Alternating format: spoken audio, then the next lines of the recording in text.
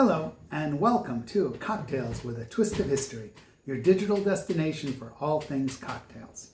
So, we are continuing our talk about whiskey.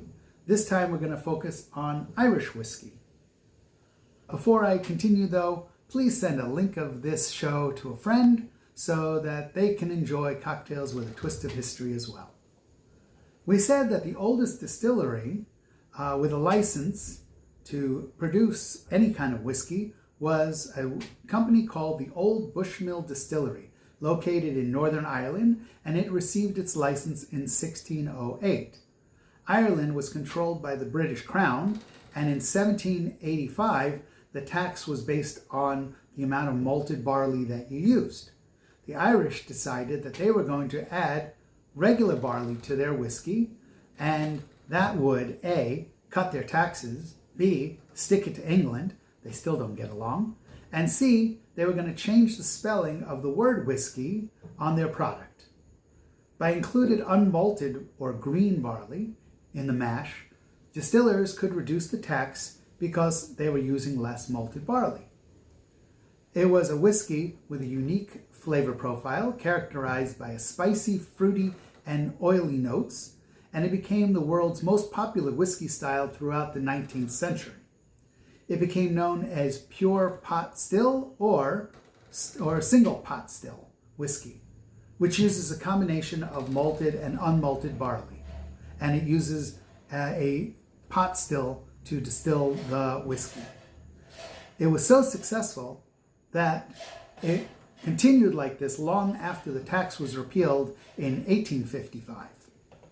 The modern definition to be called a single pot still whiskey, according to Irish law, requires that the mash bill has at least 30% malted barley and 30% unmalted barley. Okay, I have been talking way too long without a drink in my hand. We are going to taste some Irish whiskey. Here we go.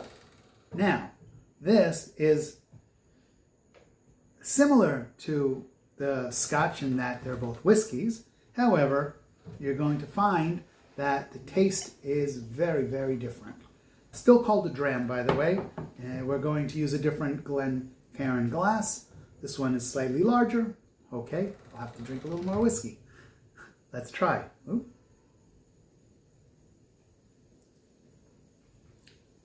It is, you can definitely taste the grain. You can taste it. It has like a cereal kind of taste, but very, very good. This one happens to be a particularly good whiskey.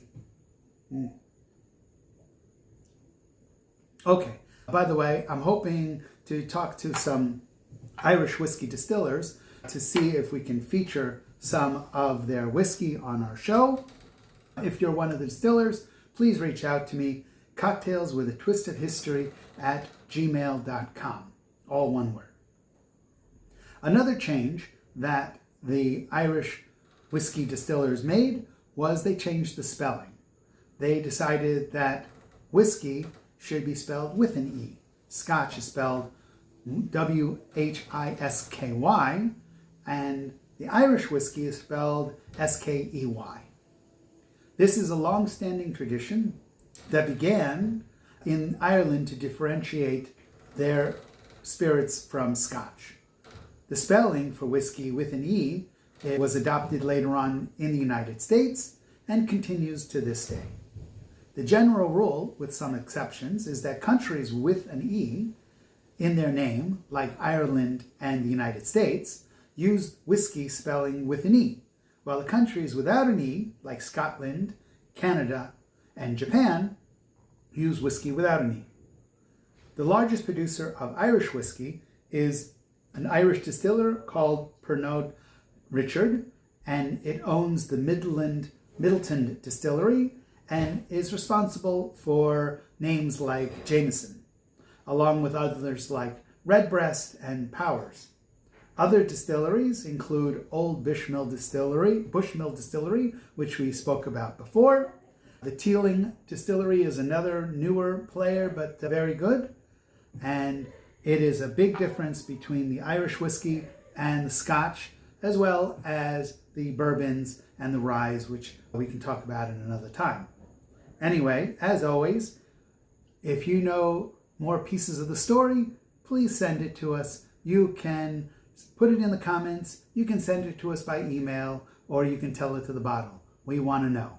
Also, please, we want you to subscribe, we want you to follow, and we want you to like so that more people can enjoy cocktails with a twist of history.